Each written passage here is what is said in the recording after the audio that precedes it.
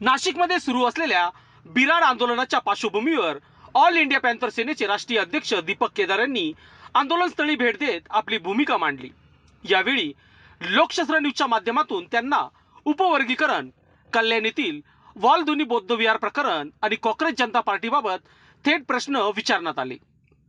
उपवर्गीकरणाच्या मुद्द्यावर बोलताना दीपक केदार यांनी सरकारच्या भूमिकेवर तीव्र टीका केली। ते म्हणाले, समाजात जातींमध्ये वाद निर्माण करण्याचे काम सुरू आहे। फोडा आणि राज्य करा या राजकारणातून समाजामध्ये दरी निर्माण करण्याचा प्रयत्न केला जात आहे। आरक्षण संपवण्याच्या दिशेने उपवर्गीकरण ही पहिली पायरी आहे, मात्र हा डाव समाजाला समजावून सांगण्यात आम्ही यशस्वी झालो आहोत। आरक्षणाच्या मुद्द्यावर त्यांनी आणखी आक्रमक भूमिका घेत सांगितले, आरक्षण संपवण्याची मानसिकता काही शक्तींची आहे। समाजाने आता जागरूक राहून आपल्या हक्कांसाठी उभे राहण्याची गरज आहे।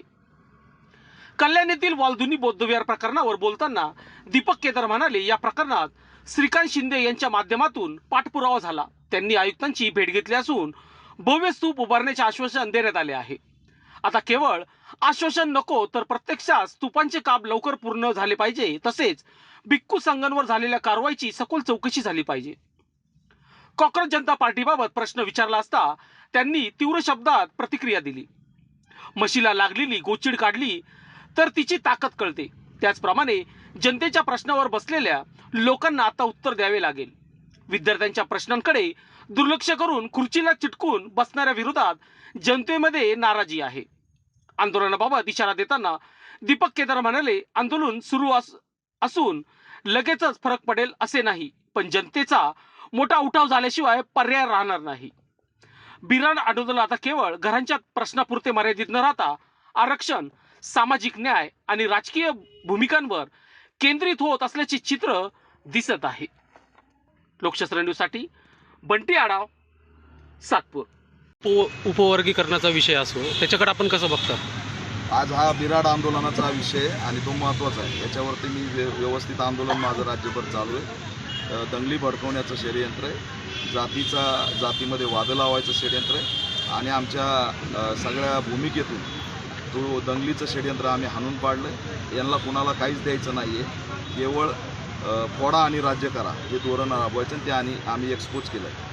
RSSची जी काही भूमिका आहे ती आरक्षण संपवण्याची, त्यांचा जन्मच आरक्षण संपवण्यासाठी, उपवर्गीकरण ही पहिली पायरी आरक्षण संपवण्यासाठी हे आम्ही समाजाला समजून सांगण्यात यशस्वी झालो आणि त्यातून यांनी जो ट्रॅप रचला होता तो फेल गेलेला। वालधुनीतल्या कल्याण इथलं बौद्ध मंदिर पाडण्यात आलं, त्याबद्दल काय सांगणार? त्याच्यामध्ये श्रीकांत शिंदे यांच्या संदर्भातली ती ॲक्टिव्हिटी होती। त्यांचं थेट नाव मीच घेतलं होतं महाराष्ट्रात सगळ्यात सुरुवातीला।